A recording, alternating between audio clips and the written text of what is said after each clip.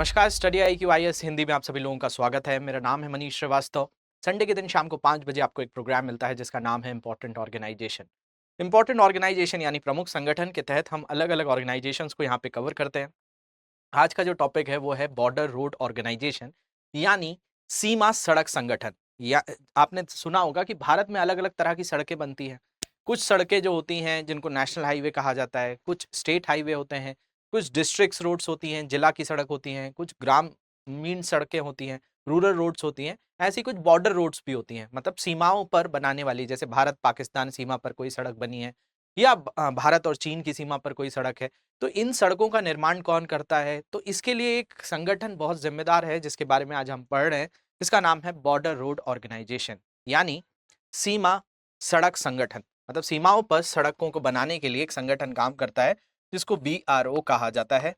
इसका वाक्य अगर देखा जाए तो श्रमेण सर्वम साध्यम, कि श्रम से सारी चीजें साध्य की जा सकती हैं, सारी चीजें हासिल की जा सकती हैं। तो ये इनका एक आदर्श वाक्य है, श्रमेण सर्वम साध्यम। आज इसी के बारे में आज हम पढ़ेंगे, बहुत अच्छे से इसके बारे में देखेंगे तो लास्ट तक आपको बहुत सारी इंफॉर्मेशन पता चलेंगी।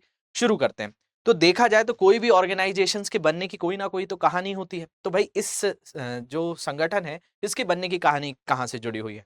तो देखा जाए तो भारत आजाद हुआ 1947 में। 1947 में आजाद होने के बाद कश्मीर मुद्दा काफी तूल पकड़ा।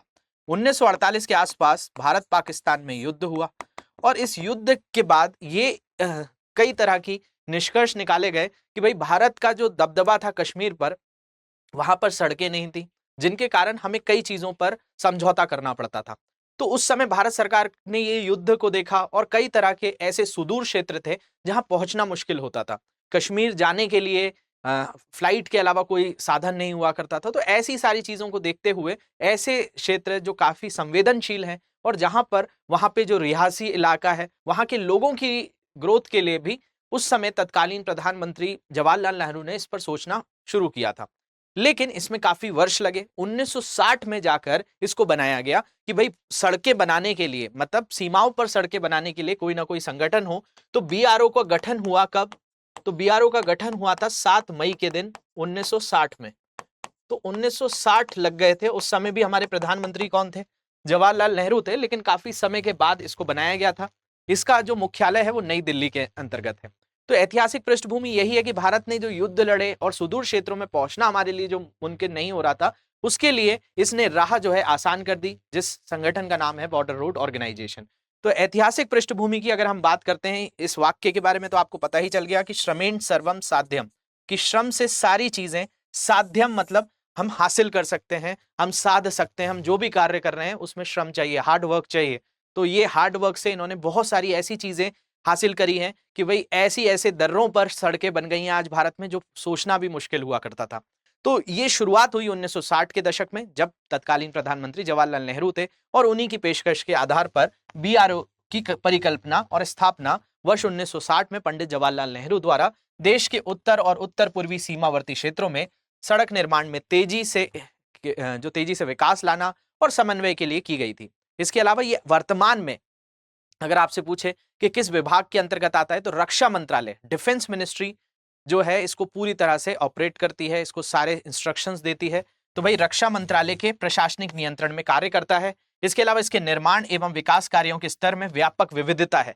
हमको लगता तो है कि क्या सीमाओं पर ही सिर्फ सड़कें बनाती है, तो ये हवाई क्षेत्र में अगर हम देखते हैं, निर्माण परियोजनाएं, रक्षा कार्य, सुरंग बनाना शामिल है। अटल सुरंग के बारे में आपने सुना ही होगा, वो भी किसने बनाई है? तो बॉर्डर रोड ऑर्गेनाइजेशन ने ही बनाई है। ये भी काफी प्रमुख सुरंग के तौर पे जानी जाती है भारत की। इसके अलावा अगर आपसे कोई पूछे BRO क्या है, तो सीमा सड़क संगठन है, बॉर्डर रोड ऑर्गेनाइजेशन है, जिसकी स्थापना 7 मई 1960 को हुई थी। अभी वर्तमान चल रहा है 2023 और 2023 में 7 मई के दिन हमने इसकी 64वीं वर्षगांठ मनाई थी। तो इसको बने हुए अब 64 साल हो गए। तो यहाँ अभी एक भव्य आयोजन हुआ था। इसका हेडक्वार्टर नई दिल्ली में है, लेकिन ये भारत ही नहीं, कई हमारे विदेशों में भी सड़कों का निर्माण करने में अग्रणी भूमिका निभाती है। इसके अलावा इस संगठन ने भूटान, म्यांमार, अफगानिस्तान आदि मित्र देशों में भी सड़कों का निर्माण किया है, जो मैंने आपको बताया ही। और ये देश का एक प्रतिष्ठित बहुआयामी अंतर्राष्ट्रीय स्तर का एक सड़क निर्माण कार्यकारी बल है। अगर भारत में कुछ ऑर्गेनाइजेशंस की बात करें जो बहुत महत्वपूर्ण है, जिन्होंने भारत की एक रीढ़ की हड्डी की तरह हमारे विकास कार्यों में बढ़ोतरी करी है, भारत के अंतर्गत ऐसे संगठनों में आप अगर 3 नाम पूछेंगे तो उसमें आपको इसरो भी मिलेगा, उसमें आपको डीआरडीओ भी मिलेगा और तीसरा नाम आपको उसमें आपको बीआरओ भी मिलेगा। ये कुछ ऑर्गेनाइजेशंस ऐसे संगठन हैं जिन्होंने भारत को शुरुआती तौर पर कई चीजों में अग्रणी लाने में महत्वपूर्ण भूमिका निभाई है और साथ साथ ये लगातार जो है अनुसंधान कर रहे हैं, कई तरह के निर्माण कर रहे हैं, जिससे भारत और ज्यादा विस्तार अपना कर पा रहा है विकास के क्षेत्र में। इसके अलावा आगे बढ़ने से पहले आपके लिए बहुत ही महत्वपूर्ण सूचना है कि भाई ऑप्शनल सब्जेक्ट, आप लोग यूपीएससी की तैयारी करते हैं, उसमें ऑप्शनल सब्जेक्ट की बहुत बड़ी भूमिका होती है और उसको पढ़ने के लिए काफी आपको लगता है कि भाई कौन सा ऑप्शनल लिया जाए, तो स्टडी आईक्यू आपको अलग अलग तरह के ऑप्शनल सब्जेक्ट प्रोवाइड करा रहा है। जैसे पीएसआईआर, इसके बैचेस शुरू होने हैं 31 जुलाई से 31 जुलाई से इसके बैचेस शुरू हो रहे हैं। पीएसआईआर के सोशियोलॉजी के, ज्योग्राफी, फिलॉसफी, हिस्ट्री, हिंदी साहित्य, एंथ्रोपोलॉजी, मैथमेटिक्स, पबेट, पब्लिक एडमिनिस्ट्रेशन, ये सारे ही आपको optional subject study IQ platform पर अवेलेबल हैं। अभी ग्रैंड ऑप्शनल सेल चल रही है जिसमें आपको ये सारे ऑप्शनल में से कोई भी आपको ऑप्शनल लेना है तो 13,999 का ये आपको मिल जाएगा। मेरा कोड है मनीष लाइव, अगर आपको यूज करेंगे तो ये 26 जुलाई तक वैलिड है। आपको इस प्राइस में 14,000 में ही ऑप्शनल सब्जेक्ट मिल रहे हैं, जो कि काफी कम प्राइस है एज अ ऑप्शनल, और सारे ही ऑप्शनल के डेमो वीडियोस डले हुए हैं, आप जाकर देख सकते हैं। जो भी आपके लिए लग रहा है कि आपको ये ऑप्शनल लेना था और ये स्टडी आईक्यू की तरफ से मिल रहा है तो उसको आप ऑप्ट कर सकते हैं। इसके साथ साथ अगर जिन स्टूडेंट्स को डाउट है कि सर हमने P2I बैच लिया हुआ है और या P2I के साथ हम ऑप्शनल लेना चाहते हैं, तो उनके साथ भी ये फैसिलिटी अवेलेबल है, आप उसको अवेल कर सकते हैं। और P2I बैच वैसे कोड यूज करने पे आपको 30,000 का मिलता है, लेकिन अगर आप ये दोनों ही कोर्स साथ में लेना चाहते हैं P2I प्लस ऑप्शनल, तो ये कोर्स आपको 42,000 का मिल जाएगा। आप कोड यूज करना है मनीष लाइव, तो आपको दोनों ही कोर्स मिल जाएंगे। तो इस पर जाकर आप देख सकते हैं। कोई भी डाउट आता है तो इन सोशल मीडिया हैंडल पे क्वेश्चन मेरे से पूछ लेंगे कहीं पर भी। ये मेरी मेल आईडी है, ये इंस्टाग्राम आईडी है, टेलीग्राम आईडी है, लेक्चर की पीडीएफ्स भी वगैरह भी आपको वहां से मिल जाती हैं। तो हम बात कर रहे थे कि इसकी बॉर्डर रोड ऑर्गेनाइजेशन की, तो उद्देश्यों पर आते हैं कि भाई इसके उद्देश्य क्या है। तो इसका उद्देश्य सबसे महत्वपूर्ण तो है कि ऐसे सुदूर क्षेत्रों में जहां पर सामान्य व्यक्ति, जैसे हमारी सड़कें निर्माण होती है तो कहीं आप देखते हैं कि पीडब्ल्यूडी डिपार्टमेंट सड़कें बना रहा है, कहीं पर नेशनल हाईवे अथॉरिटी एनएचएआई सड़क बना रहा है, या कहीं ग्रामीण क्षेत्रों में अलग अलग सरकारों की योजनाएं कार्य कर रही हैं। लेकिन ऐसे क्षेत्र जो संवेदनशील क्षेत्र हैं, सीमाओं के पास बहुत ही ज्यादा संवेदनशील क्षेत्र होता है, मान लिया जाए कि भारत पाकिस्तान सीमा पे सड़क बनाई जा रही है और उस तरफ से फायरिंग हो गई, तो इन सारी चीजों को देख रेख किस में किया जाता है, तो इस संगठन के पास ये सारे काम है, बहुत तेजी से काम करती है। इनके पास बहुत बड़ी एक्सपर्ट्स की टीम होती है जो इन तरह की चीजों के लिए जिम्मेदार होती है। तो बुनियादी ढांचे के विकास में बड़े पैमाने पर योगदान के माध्यम से सामाजिक आर्थिक विकास और साथ साथ सुरक्षा जो है ये इसका उद्देश्य है। दूसरा अगर हम देखें तो प्राकृतिक आपदाएं, ऐसा नहीं है कि सिर्फ सड़कें बनाती है, अगर कहीं बाढ़ आ जाती है, सुनामी आदि घटनाएं हो जाती हैं, तो ये बॉर्डर रोड ऑर्गेनाइजेशन वहां भी जाकर सड़कों का निर्माण करती है, वहां से भी रेस्क्यू ऑपरेशन में मदद करती है। ये सारी चीजें इनके अंतर्गत आती है। सुरक्षा बनाए रखना और सीमावर्ती क्षेत्रों का विकास लगातार करते रहना, ताकि वहां पर सही तौर के जो हमारी सेना के पास सही अस्त्र शस्त्र, गाड़ियां, ये सारी व्यवस्था पहुंच पाए, उसके लिए पूरी ये भूमिका निभाती है, ताकि भारत सुरक्षित रहे, भारत के लोग सुरक्षित रहें, हमारी सेनाओं को सारे जो भी व्यवस्थाएं चाहिए, जो भी सुविधाएं चाहिए, जो भी संसाधन चाहिए, वो सड़कों के तहत पहुंच जाते हैं। इसके अलावा अगर हम देखें तो अन्य देशों के साथ मैत्रीपूर्ण और राजनयिक संबंध बनाए रखने में भी इसकी बहुत भूमिका होती है, ये भी इसके उद्देश्यों के अंतर्गत आता है। इसकी संरचना की बात करें तो भाई भारतीय सेना के corps of engineers, army service corps, सैन्य, पुलिस और अन्य कर्मियों से चुने गए अधिकारी और सैनिक इसके अंतर्गत शामिल किए जाते हैं, जो पूरी स्ट्रैटेजी बनाते हैं, किस तरीके से कहां पर क्या निर्माण करना है, ये सारी चीजें इसके तहत कार्य करती हैं। इसके अलावा अगर हम बात करें तो ये प्रतिबद्ध है, समर्पित है और लागत प्रभावी विकास और बुनियादी ढांचे के निर्माण के लिए पूरी तरह से सजग रहता है और भारत के अंतर्गत ये निर्माण करता रहता है। इसके अलावा सशस्त्र बलों को उनकी रणनीतिक जरूरतों को पूरा करने में भी सहायता करता है, कि भाई हमारे सशस्त्र बलों को कुछ टैंक चाहिए, कुछ सशस्त्र बलों को कुछ रॉकेट्स चाहिए या ड्रोन चाहिए या कोई भी तरह की गाड़ियां ही चाहिए, तो उसके लिए पहले सड़क तो होना चाहिए। तो उनकी जरूरतों के हिसाब से निर्माण कार्य करते हैं और भारत में लगातार कर रहे हैं। महत्व की बात करें तो भाई प्राकृतिक आपदाएं जो आती हैं उनके समय ये प्रमुख भूमिका निभाते ही हैं। साथ साथ सुरक्षा बनाए रखने और सीमावर्ती क्षेत्रों का विकास करने में महत्वपूर्ण भूमिका होती है, और अन्य देशों के साथ मैत्रीपूर्ण और राजनयिक संबंध। इन्होंने बहुत सारी सड़कें भारत के बाहर भी बनाई हुई हैं, चाहे वो अफगानिस्तान हो, भूटान हो, तो ये दूसरे देशों के साथ भी हमारे मैत्रीपूर्ण संबंध बनाना, डिप्लोमेटिक रिलेशंस को मेंटेन करने का काम करते हैं।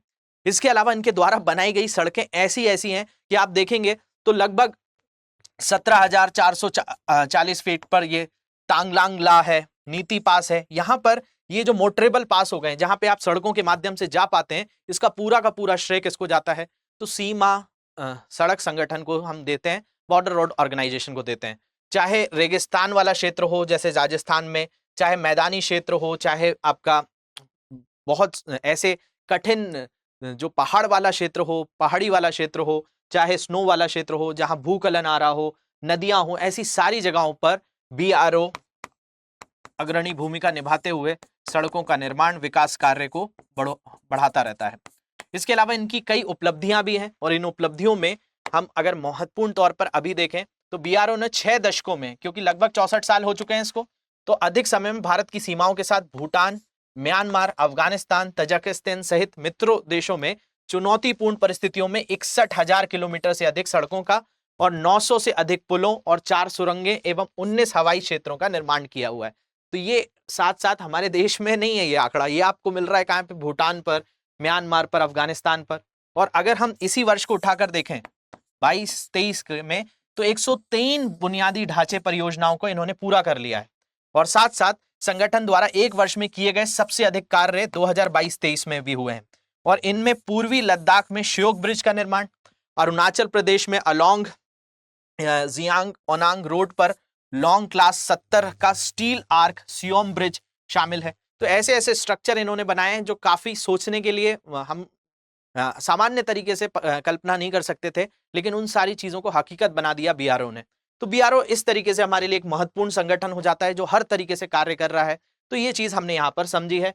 इसके अलावा इस लेक्चर की पीडीएफ आपको कहाँ से मिलेगी? तो आपको इस टेलीग्राम ग्रुप से मिल जाएगी। कोई भी क्वेश्चंस होंगे तो आप यहाँ पर मुझसे पूछ सकते हैं।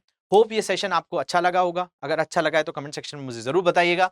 इसके अलावा P2I बैच और ऑप्शनल के लिए अभी आप बहुत अच्छा मौका है। आप कोई भी ऑप्शनल सब्जेक्ट्स ले सकते हैं, सिर्फ कोड यूज करना है मनीष लाइव। 13,999 में ये कोर्स आपको अवेलेबल हो जाएगा। कोई भी तरह की जानकारी है इन सोशल मीडिया हैंडल पे पूछ सकते हैं। मिलते हैं अगले सेशन में किसी नई ऑर्गेनाइजेशन के साथ। तब तक ध्यान रखिए। धन्यवाद।